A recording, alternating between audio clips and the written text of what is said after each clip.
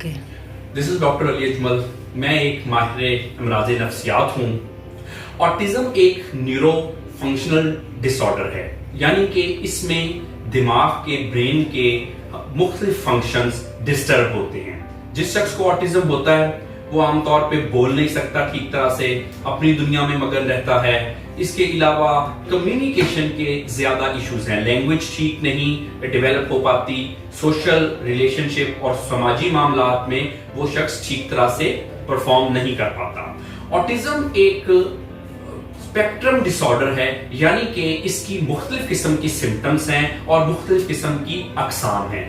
किसी किस्म में कुछ अलामात हो सकती हैं, किसी दूसरी टाइप में कुछ दूसरी किस्म की अलामात पाई जाती हैं।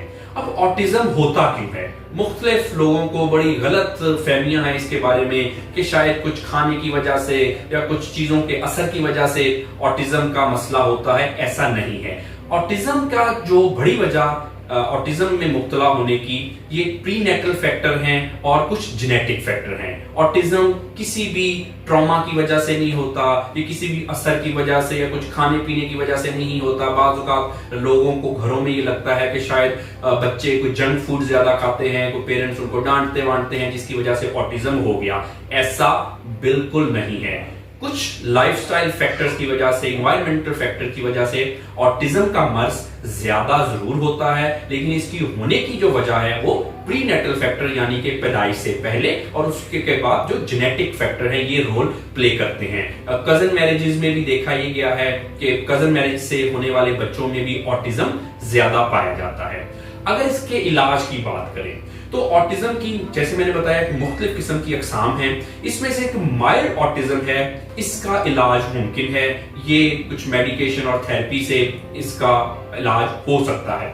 ऑटिज्म जो मॉडरेट से सीवियर ऑटिज्म है इसको हम मैनेज करते हैं अगेन मेडिकेशन और थेरेपी से, और पेरेंट्स की ट्रेनिंग से और बच्चे की ट्रेनिंग से इतनी स्किल्स डेवलप हो जाती हैं कि ऑटिज्म का जो मर्ज है ये मैनेज हो जाता है। बिल्कुल इसका इलाज जो है वो सीवियर और मॉडरेट ऑटिज्म के मर्ज में नहीं होता।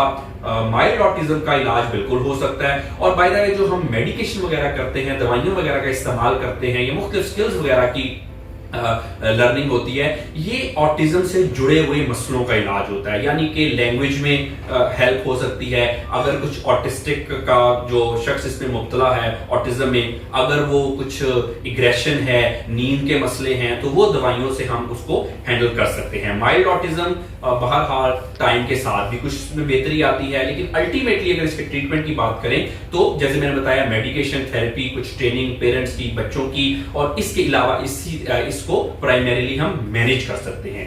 अगर आपको किसी भी ऑटिज्म का मसला है तो ऑटिज्म को ट्रीटमेंट इसका जल्दी जल्दी कराना चाहिए, क्योंकि जितनी जल्दी आप इसका ट्रीटमेंट कराएंगे उतनी आसानी से और अच्छे तरीके से रिकवरी भी हो सकेगी और इसको हम बेहतर तरीके से मैनेज भी कर सकेंगे। Thank you.